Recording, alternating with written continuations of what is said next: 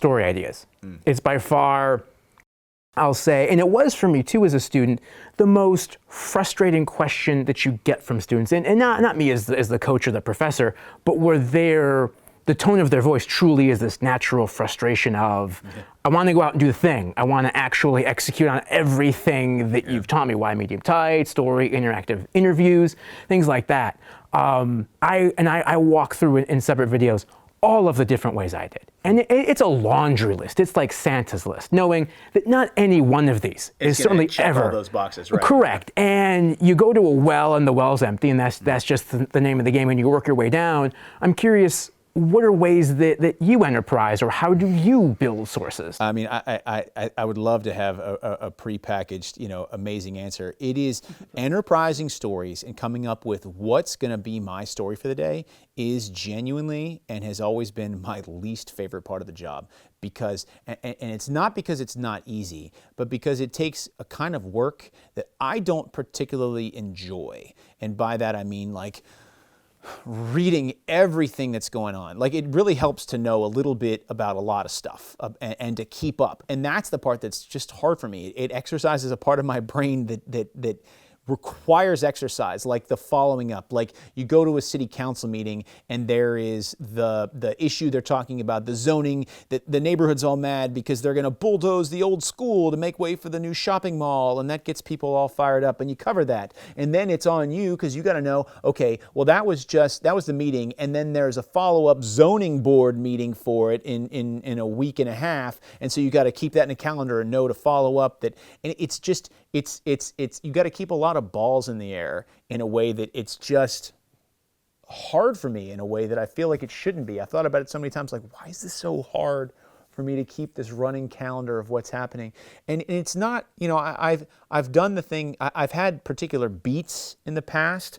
At my first television station, Market 169, I covered a county, and I was responsible for everything. And still to this day, if I really think about it, like the level of anxiety that I felt on a regular basis, and I don't mean to downplay people who have genuine problems with anxiety. Like, I wasn't medicated, I never saw anybody, but it was an uncomfortable feeling that I felt every single day of, okay, I'm going to be responsible for probably 3 stories today.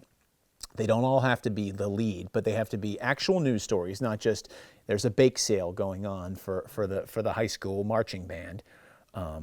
Unless some tragedy had recently befallen the marching band, and then, hey, that's a viable story, or a bunch of other things. The marching band's about to go march in the Macy's Thanksgiving Day Parade. I mean, that can be a story. It just depends on how you couch it. But just the feeling that, like, if something happens in this county and I don't know what it is, I am solely the one responsible for that. I hated that level of anxiety that I felt on a general basis. And so what do you do to generate story ideas? I've found that one of the best ways to hopefully at least put yourself in a position to have something that if it's like, hey, I need to pitch a story in an hour and I've got nothing, what can I do? It's very good to be on good terms with the people who you do stories with. You go and you do a story at the city council because there's this zoning issue or whatever. You interview the city council president and you interview the neighborhood association president, someone with the city and someone, with the neighborhood, the people who are upset. Well, you get their phone numbers and you follow up with them in a couple of days. Not every day, but on some regular basis. Hey, is there anything else you guys got going on? There was the big rally, the other night at council. Are you guys planning anything else? Yeah, actually, this Saturday, we're going to be going around canvassing the neighborhood, getting signs on a petition. Okay, well, that didn't maybe help me today, but that might help me for Saturday, that I've got a story that we can do that. And if it's not me, the station can go and do that. The city council president who was saying, well, we're going to miss that old school in the example that I gave, but what we need is this is going to revitalize this neighborhood.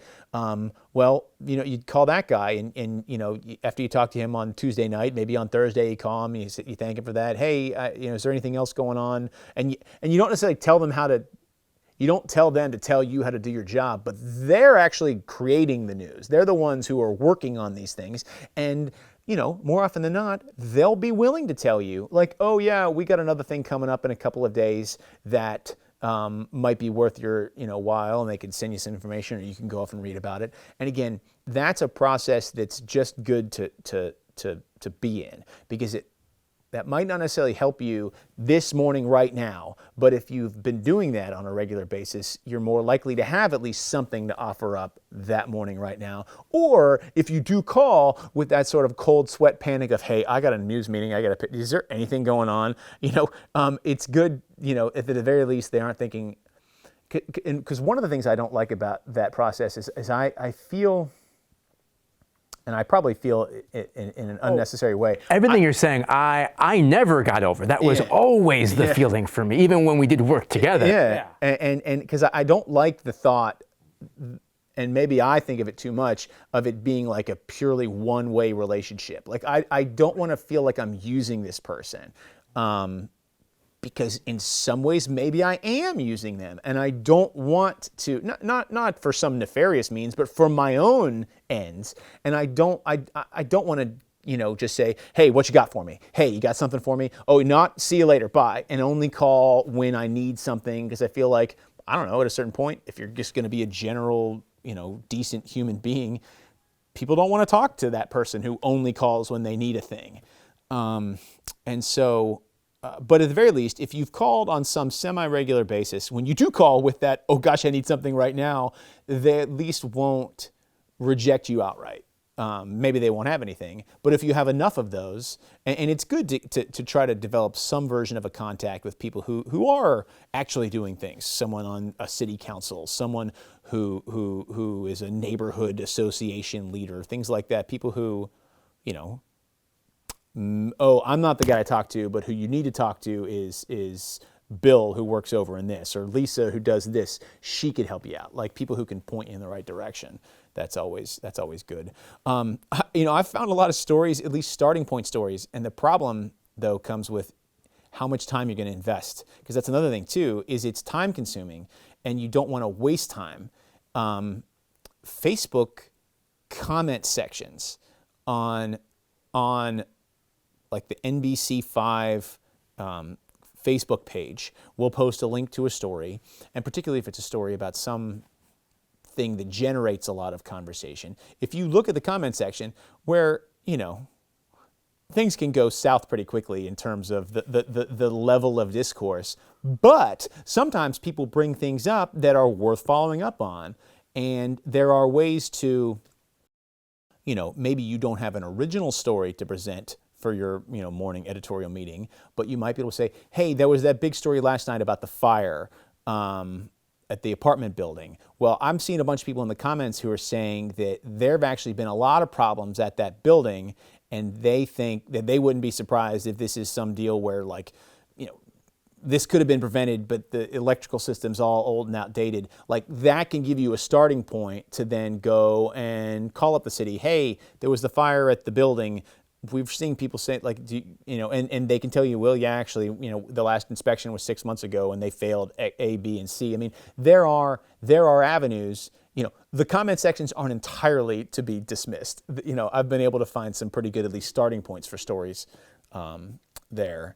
But right. Again, circling back, like it's not easy. Some people seemingly it's great for them, or they're great at it at least, and maybe they, in their honest moments, would maybe that comes from a point of they're driven to I need something, but I've worked with some reporters who have viable story ideas for days. I mean, they can populate a whole newscast, but they don't. They don't just trip and fall and have these story ideas. They do it because they put in the work and they talk to people and they get information. And that's like the bare bones, tried and true way to do it, I think, is to just have good contacts. That doesn't mean you need to meet with Deep Throat in the parking garage underneath City Hall at 12 midnight, but to just genuinely talk to people and follow up with them.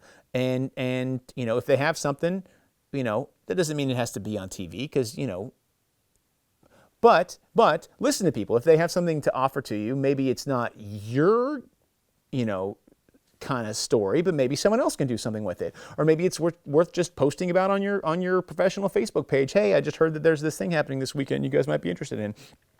social currency, like to be able to prove to people, no, I do care what you're saying. I only have one story that I'm doing today, so maybe I can't do that, but we can, or maybe there's some way to do it. I have had some success at that, but it's not easy, and I don't suspect it ever will be. And how much of it, and in other videos, I walk them through beat reporting, certainly following up with sources, especially when they're what I would call regular people, not officials, not suits, things like that. How much comes just observationally from you just out living life and saying, you know what, hang on, that's a story. Yeah, I mean, I think, that kind of goes with, that's a much more specific version of what I'd said a moment ago when I say it helps to sort of know a little bit about a lot of stuff about what's going on, but it also helps to pay attention to your town, wherever it is, because, if you see a new thing, well, that means somebody else saw a new thing, and maybe there's a new thing. Maybe there's a new apartment complex that's going up in some otherwise rundown area of town, but now they're building this nice new thing. Well, hey, I can see a story to be done. You reach out to the developers. Hey, I see this big thing that's going up. What is this? And you're not doing a PR, story about nice new apartment building, but more about, hey, let's look at this neighborhood as a whole. This is maybe a neighborhood that's seen better days, but yet look, this developer thought enough to put in a $20 million apartment complex, and let's talk to the city too to find out, hey, maybe there's more stuff to come. Just being observational does help and can get you a lot. You might notice new signage going up as you're driving down the highway, and you'll see the message boards that say this weekend, bridge closure, and then you'll find out, it's because they're going to blow up that bridge because they're redoing the highway or whatever. I mean, if you just pay attention, the stuff that you might think, what's that? That might be in its own right a story. So it does pay off to pay attention. Absolutely. I'm listening. Oh, you're fine. Yeah. But yeah, I mean, like I said, maybe for the third time, I'll just say, there's a particular reporter at Channel 5, and when I used to work nights, Scott Gordon, it used to fall, there would be maybe 4 reporters at night, and we each take our turns pitching a couple of stories. And Scott would sometimes, or often, go first. And he would have these really great stories like, hey, guys, I was talking to my friend in the police department. It sounds like they're about to make a major bust, in this burglary ring later today. And if they do, they're going to give us the pictures of the guys first. And they've already sent me pictures of a lot of the evidence that they've collected. So I'm ready to go with that story when it happens. There's that. And then there's this other amazing thing that could easily be the top story too. Okay, hey, Ben, what do you have? And I'm thinking, well, there's the bake sale because the band, and it wasn't that, but it just felt like, oh, well, geez, talk about a letdown. But at a certain point, for my own, just general well-being, I had to think, I'm feeling this level of anxiety about a thing that I can control. And there are sort of 2 ways to handle this. I can either do what Scott does, which is always be working, or I can pitch the things that I'm going to pitch and feel confident that this is what I've done for the day. And, either you do the stories you pitch or you do someone else's story. I mean, that show's going to happen either way, whether you do your story or someone else's story. And for my own, I thought, am I going to do what Scott does, which is hit the ground running every single day when I wake up and calling around. And, he also has a significantly longer tenure here than I do. I've been here for 8 years, and he's been here, I think, for 25 or something. I mean, he just has this institutional knowledge, and people know him, so he gets stuff that I would never get, potentially, information, I mean. And so at a certain point, I just had to decide, is it worth it to me to do what he does every day? And I just decided, no. I mean, I'm going to work hard at the things I'm going to work hard at, but it is hard to be everything. It is, and it's more than hard. It's also, maybe unrealistic. You talked about, finding a story that's going to check every single box. It's really hard to do for a bunch of reasons, and that's not an excuse. It just is the way that it is. The same can be said for how you're going to spend your time every day, what you're going to invest every day. You can't check every single box. the ones you check, you darn well better check them, the right way. But it can be a lot to ask of somebody to do every single thing, the exact way it needs to be done, I think. Well, and I talked about that with a reporter recently at the station. She's newer, and she was like, they were kind of mad yesterday because, of course, channel whichever got the exclusive interview with the person, and I went there and I knocked on their door, but they weren't home when I was there, and I'm assuming they probably went either before I did or after I did. And she's right. I mean, some version of that happens every day. The idea that it's not like Station X was better than Station Y. It's that Station X was at the right place at the right time, and Station Y wasn't, and that means Station X did a good job for the day, and Station Y failed, when in reality, it's just the one got fortunate and the other one didn't. And I'd like to think that all kind of evens out at a certain point. I mean, that you got to do the work, you got to be at the right place, and it's not just gonna, they're not just gonna show up to you, hey, can we talk to you about this thing that happened? But I mean, that's real, and it's it can be very frustrating. And is there again, in the hope of building hope, if it's real, is the reality that as you live more life and reach different stages, that it opens up just different perspectives, and that may sometimes actually help you, because you've certainly indexed in lots of different areas. One, father. Two, you've at least bought home. I think maybe you've bought two here. I'm not sure. Houses, yeah. But yeah, exactly. Yeah. So the home buying process, which is very long and can be very complex, and in doing that, you might think of some things. Yeah, absolutely. I mean, life experience, feeds professional understanding and perspective, and absolutely, yeah. And I mean, and you can't just get that. And if you just moved to a brand new place, I mean, none of these are excuses for not doing a job. You can't say, oh, I just moved here a month ago, I don't know anybody or anything, I'm sorry, I can't pitch any stories. Like, that's not going to work. But in reality, how is that person who's been here for a month going to have any sort of an understanding, when compared to someone who's been there for 5 years?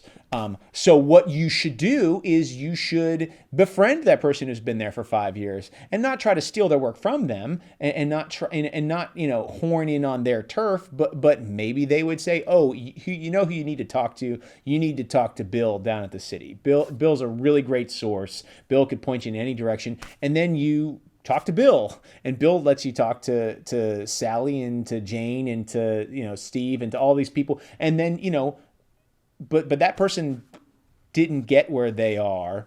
That 5 years didn't just happen. I mean, that's 5 years of going to work 5 days a week and meeting the right people, and you should lean on whatever resource you have, because, like I said, whereas it is a fact that you can't be expected to know as much on day one, there's only so much wiggle room they're going to give you. And so I think you should go to whatever resource you do have. And if there is someone who's been there for a while, lean on them. And if there's someone who's done a story in a subject matter that you're touching on today that you don't know as much about, ask them, hey, I'm doing a story on, the housing market, and you've done a couple stories. Is there somebody I should talk to, or someone who I should avoid because maybe they seem like they'd be a good source, but they're no help? I have some versions of conversations like that a lot. And I've found that's, you want to be everything for everybody, but I don't think anybody is. So I think it is good to try to, where you can, borrow or ask for points in the right direction. And so that is hopeful. I can say that, I've found success at various points from just asking for help. Not like, I don't know how to do my job, but hey, I need a little bit of help here. Who should I talk to?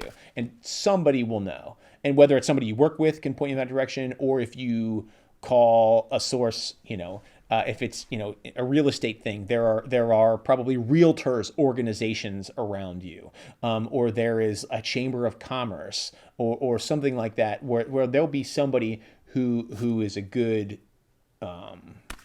point person. Maybe you don't need to talk to them, but they know who you need to talk to, and you never would have found that person if you didn't call them and ask for help.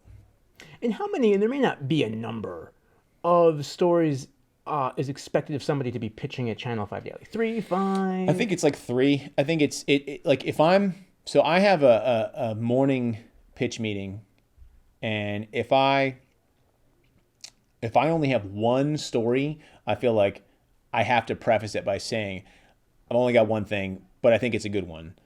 But it's probably lacking. Because I would say you're going to want at least 2. 3 is good. And I would say it's fairly standard, just based on the informal polling I've done in the past, that if a reporter's going to pitch 3 stories, they're probably not all winners. There's probably like the one they really want to do, they think, and that they have like stuff either already lined up or mentally at least like, oh, I know where I'm going to go with this. One that's like the good story, one that's a good story, maybe not the good story, but a good story, and one that's like, okay, I need to have pitched 3 things. What if we follow up on this thing that happened the other day? And that one's more of like a just, checking the box. Now that doesn't mean, I'm not, trying to speak ill, of people, but I'm pretty sure that's the way it works in a lot of newsrooms. If there is some spoken or unspoken, mandate or minimum, 2 or 3 story pitches is probably, because more than that, at a certain point, hey, great, thank you for bringing a lot to the table. But if it's just one, people might, maybe you can get away with it on Tuesday. But if you're doing that every day, at a certain point, somebody, whether spoken or unspoken, is going to have a judgment of, oh, come on, man, do you see what everybody else is doing here? We need more from you. But if you can, if one is fine, one is great. Go with, just make it a good one. Right. Yeah. That would be my suggestion. If you just have one story, I would hope for your sake that it's a workable story, that you have an idea of where it can go, and that you're ready to answer the questions, because inevitably people might want to poke your story. Well, didn't we kind of do that? We could go, yeah, but here's the thing. We did that, but the problem's still happening. And here's where I think if we talk to this guy, he's going to say this, and that's why it's a new story. Because that's a process I also don't necessarily love, is having to not argue, but like defend the story. Because sometimes, you have to. And sometimes, I mean, if you know exactly what you want to do, it's very easy. But sometimes, my most honest answer would be like, oh, come on. Well, this is the process, right? We pitch stories. I don't know why you're attacking this one so much. If we don't want to do it, let's just not do it. But there is something to be said for having like a good, honest discussion about like, okay, well, why is this news? And you should hopefully at least be able to answer that question. And I know every shop's different, and even internally too, as management and people move on, the shop itself can change. So there are going to be variations to the answer you'll probably give to this question. How much does like passionately or a good defense of a story help get it through? Because as students watch this, and especially like within the first 6 months of the job, maybe the first 4, like if they're really paying attention and they're well beyond cool. So I've got my sources. I was white balanced, in focus. I had my questions. Like I can do this now. They will begin to discover the chops come into flavors, the reporter driven and producer driven, and there are advantages to both. Most of the newsrooms I've been in, agnostic of management, have been producer driven. Sure. Where it's their show, right? So and I completely get that, and I support that. The challenge for me always was, and this is why I'm bringing up, hey, just like really be able to go 2 or 3 layers deep into your story, is rightfully so, and I say this respectfully, most producers in management have never been in the field. Yeah. So they don't understand the people or what they're saying or what will be said if we do the story in this way. And so having to translate that, once I knew that helped a little bit. Have you found something similar? Yeah, absolutely. I mean, I think like with all things, you have to pick your battles, in that if there's something that you feel very passionately passionately about a story specifically, hopefully it's not because you feel passionately about it. Hopefully it's because you've talked to the people, or you know that there really is this sense of, hey, this is a big deal, and either maybe we don't understand how big of a deal it is yet, or we're only getting on board with, like, we're just scratching the surface. There's more to do here, and that's the places where I think that you do owe it to the story to be able to be armed with, gosh, that makes it sound like battle, but and I've only had a couple of battles, be armed with, yeah, but there's this, or maybe you don't know this, or like you said, I think that what someone's going to say is this, and then that opens up, this is a much bigger story than we think it is, and I think you can do yourself a favor to be thinking of it, of asking yourself, well, why is this news, or why is this a story, or why is this different? If it's a subject matter that you've covered before, but this is a new angle or a continuance or a follow-up story, to just be prepared to answer that question, the skeptical question perhaps of, well, why are we going to do this again? Well, it's not really again, it's a subject, but look, there's a whole new layer to it. Like I think that is a conversation that will inevitably come up, and you can do yourself a favor and the story a favor by being able, like you said, 2 or 3 levels deep. And at a certain point, it's like, okay, I've said what I think. And then my advice at that point is, I have worked with a few people who I think have handled those situations very poorly, because they take it so personally. And people will inevitably, I mean, like, if you care about your job, you will take things personally. But I have worked with a few people who for whom, my advice would have always been like, come on, man, like, is this really the hill you're going to die on? Like, sometimes you have to, maybe you owe it to yourself the story, like, no, you're wrong, I'm right, I'm telling you there's something here. But sometimes, like, you said your piece, just leave it go. And if you want, maybe approach it again the day after tomorrow or something like that. If you get another element, something for it, because it's going to happen. There'll be some story that you think is a really crackerjack story, and then they're just going to shoot down for whatever reason.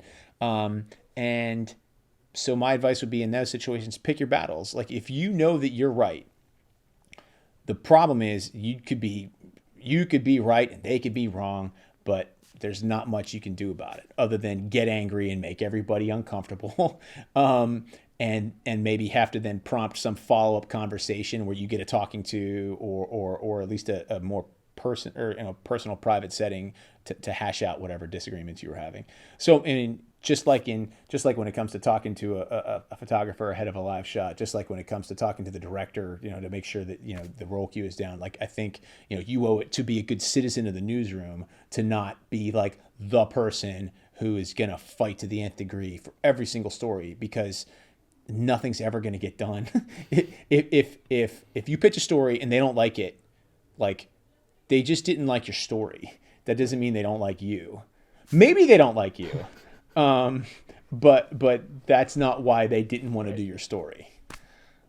And do you have any experience in, and I could see this answer very much being no, because you're so daily driven, and even so in terms of micro daily driven, I mean, breaking news is really these small things that happen throughout the day that end up taking up your whole day. Sure.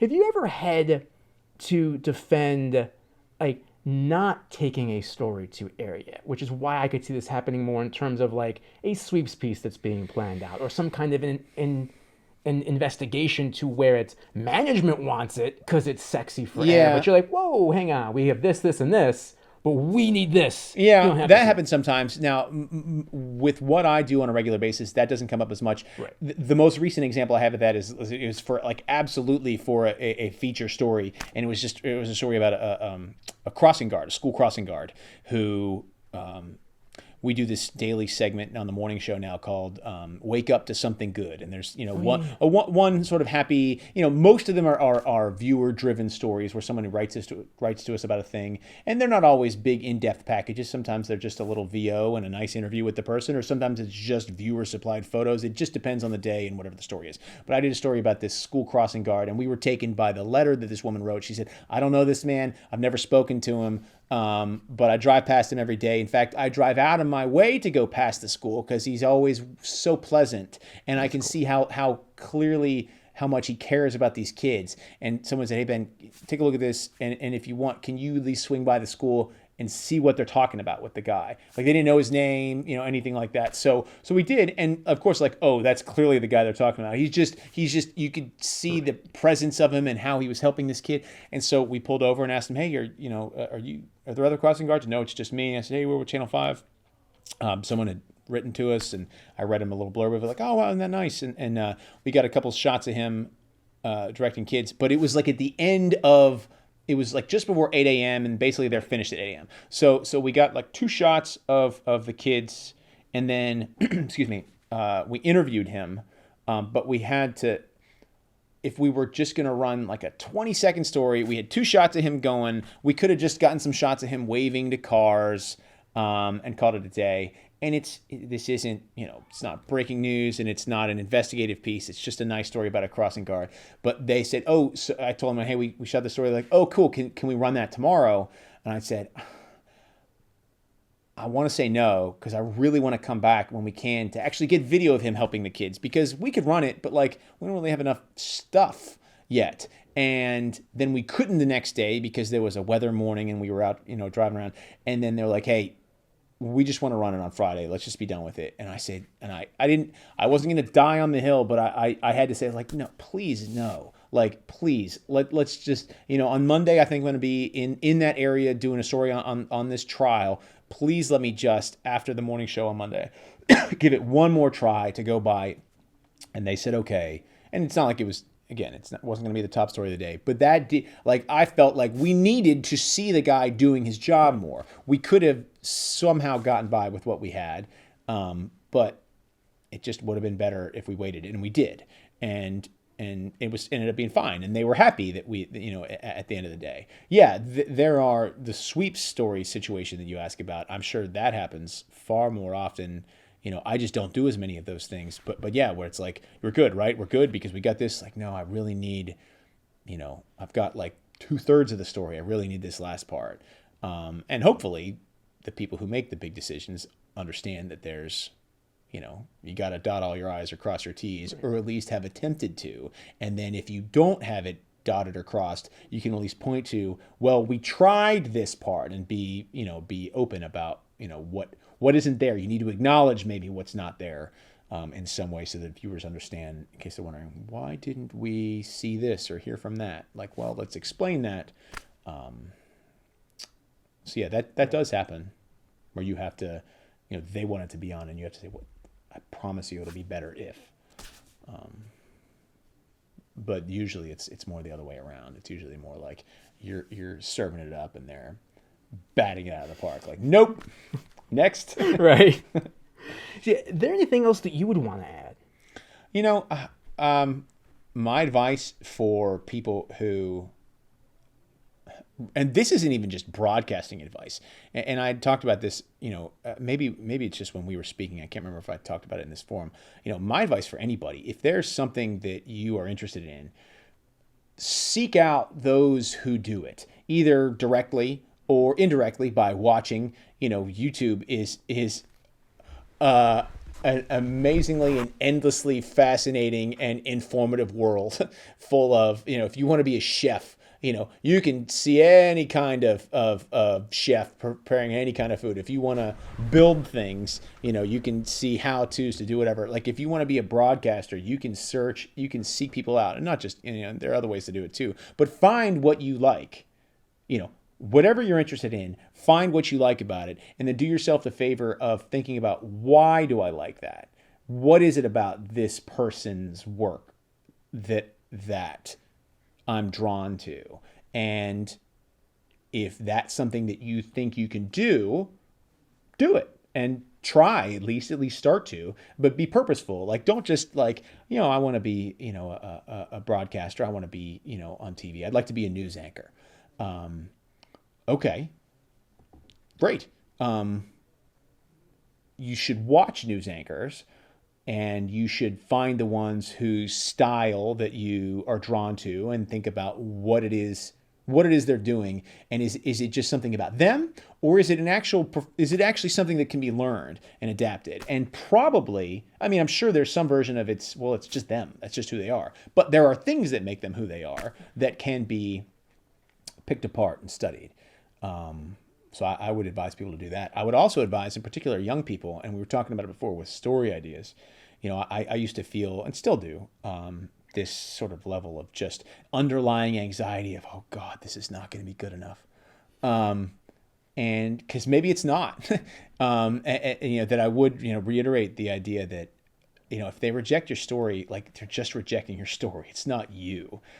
If it happens enough, maybe it might become an issue if they're rejecting you. But I think you'll know that. Like, you don't have to just sense that. Like, that'll become clear, and probably won't happen. But everybody wants to be everything. Everybody wants to check every single box. But my advice to a lot of people, in particular, either brand newcomers or people who've been doing it for a while, who can at least have a sense of, oh, I think I know how to do this. I've got a lot more to learn, but I think I can do this. You're going to want to be everything for everybody. But maybe your time would be better spent if there's something that you're good at. Maybe try to be the best at it. Maybe find, you know what, I'm really good at this kind of story. I'm really good at this thing. Maybe become the best at that thing.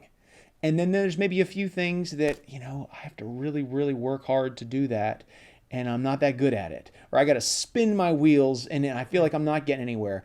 Maybe you have to work at it and become some level of like acceptable or functional at it. But maybe your time, why would you work super hard at, filling up a bottomless pit that you're never going to be able to get anything out of, when maybe instead you can build this really great thing that, skill set or whatever it is that you're good at, and you can then hang your hat on and say, that's what I'm really good at. You probably have to be better. You probably can't just do one thing, but if you can do one thing really, really, really well, I think that's probably better for you than wasting a lot of time, pitching, something, you're never going to be good at that. You're never going to fill that hole. So maybe just move on. That's advice I wish someone had given me early on, because I think I did feel this sort of, well, I've got to, I have to do what, I have to. Why? Because I have to. Well, that's not, like, my daughter's 5, we don't have that conversation, but she answers things like, well, because. Well, honey, why? Because no, that's not a good, that's a fine answer for a 5-year-old, but I'm trying to make her understand that, well, no, think about why. Why do you feel like you have to be everything? Has someone told you that you have to be? Because they probably haven't. Now, again, that isn't to say, oh, you don't like, making beat calls? Psh, don't do them. No, you got to do some functional level of work, but you don't have to be the best at that, because maybe somebody else is going to be the best at that. But if you can be the best in another area, that might be a better use of your time and a better investment in your career. All right. Well, Ben, thank you very much. Yeah, thanks, Andrew. Yeah, this is awesome. Yeah. Yeah.